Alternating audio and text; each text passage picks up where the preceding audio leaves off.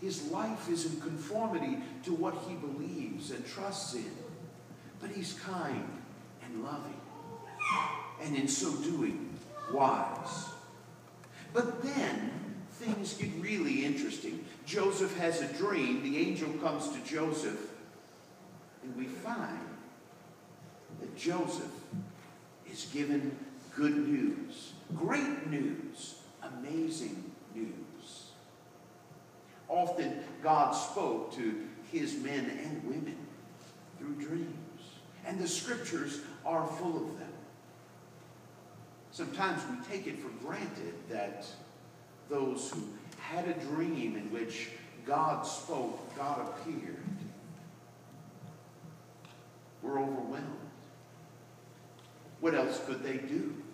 They had had a divine dream. But I wonder if perhaps Joseph wasn't attentive. He was listening. He was seeking. Joseph had an attentive spirit to God. He was awake. He was alive. He was listening. Joseph rises up, and we know because the angel tells him, Joseph, do not be afraid, but take Mary as your wife. Joseph rises up, and he displays courage in the face of what was surely intimidating, daunting, maybe even fearful. Joseph is willing to sacrifice because, as we know, not everyone knew this inside story. And there was those who saw in Mary someone who should have been discarded, someone who should have been put away. Maybe there were even those who tried to convince Joseph to publicly disgrace her. After all, she deserved it. They didn't know the rest of the story. Joseph is not only unwilling to disgrace her, but he finds now that he embraces her. He takes her as his wife. He is willing to sacrifice his reputation, what others will think of him. No doubt there were those who perhaps saw him as unwise, unrighteous, but he's willing to sacrifice. And we find here that Joseph is faithful to what he is told by God. He takes Mary as his wife. He refrains from relations with her, and he names the child just as he was instructed, Jesus. Matthew wants us to know that here is one who is obedient to God. Think about these qualities in Joseph. Not just the mysterious figure looming in the back of the manger scene. Not just the quiet, bearded figure in a Christmas play. Not just one that we think about Christmas time. But here is a pivotal person in God's plan. Matthew has just told us that there are 14 generations from Abraham to David. 14 more from David to the deportation to Babylon. And then 14 again from the return from Babylon to this, the birth of the Messiah. 42 generations, God has been working an intricate plan. What patience, what love. And all of it comes down to Joseph. Now, we can speculate, surely God's plan would not be foiled, but doesn't so much of it rest on Joseph? He's incredibly important. And what do we find about his character that stands out? Well, Matthew tells us he's righteous, he's kind, he's loving, he has an attentive spirit to God, he's listening.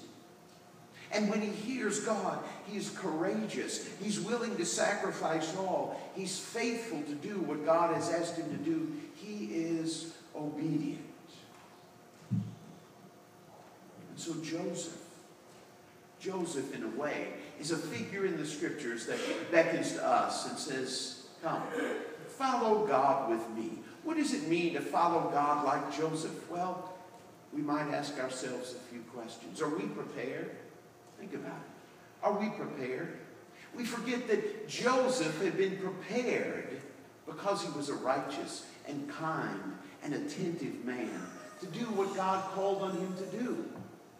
It wasn't as if God showed up and Joseph was completely unprepared.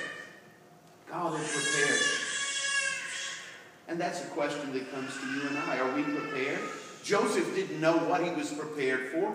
You and I do not know how God will use us tomorrow, in the next season, next year, late in our lives, perhaps. How will God use us? Are we righteous?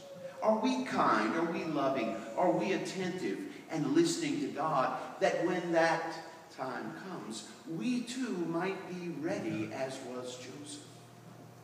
Are we ready? Are we listening? Are we listening? Joseph was listening. I'm sure he had no idea how important his role would be, this part that he would play. But he was listening. He was ready, and he was listening. And finally, we know that Joseph was obedient. Dare we be as faithful and obedient, sacrificing much, courageously obedient to God? You see, Joseph invites us to come, follow God with him in some spectacular way. Though this will not reoccur. For it's once and for all that Messiah is born, yet God continues to work in the world and through you and I. And he longs that you and I might answer those questions. Am I prepared? Is God's Spirit working in me these qualities of character and of faith? Am I listening? And dare I be obedient to what God calls me to do? Unexpectedly, amazingly. That's Joseph's story. But it's our story. We share with Joseph this Christmas story. Are we ready? Are we listening? Are we obedient and faithful? We cannot think of the Christmas story without Joseph, who was prepared and listening and obedient. The story continues through you and I. For Messiah has come, but he is not finished. Are you and I prepared and ready? Are we listening